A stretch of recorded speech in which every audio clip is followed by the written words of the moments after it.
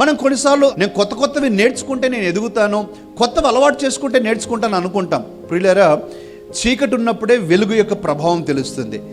మనం డైరెక్ట్గా వెలుగులో ఇంత లైట్లో ఇంకో లైట్ వెలిగిస్తే కనిపిస్తుందా? కనిపించదు. చీకటి ఉన్నప్పుడు ఒక చిన్న లైట్ వెలిగినా కనిపిస్తుంది.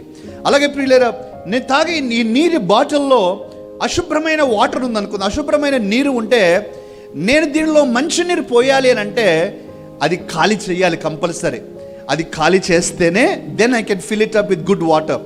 లేదు అది అట్లే పెట్టుకొని నేను పాజిటివ్ థింగ్ నేర్చుకుంటాను, నేను మంచి నీరు పోస్తా ఉంటానంటే నువ్వు పోసిన మంచి నీరు కూడా కలుషితం అయిపోతావు.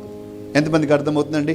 డైల్యూషన్ తగ్గొచ్చు, కానీ అది అశుభ్రమైనటువంటి నీటిగానే అది అవుతుంది తప్ప అది పవిత్రమైన నీరు కాదు.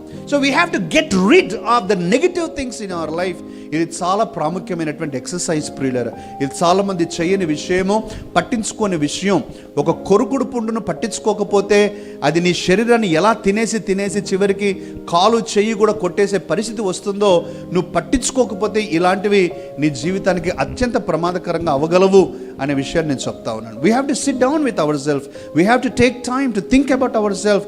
నా జీవితము ఎందుకు నష్టపోతా ఉన్నాను, ఏంటి నా జీవితంలో ప్రోగ్రెస్ అవ్వలేకపోతా ఉన్నాను అని మనం ఆలోచించాల్సినటువంటి అవసరతను నేను గుర్తు చేస్తా ఉన్నాను.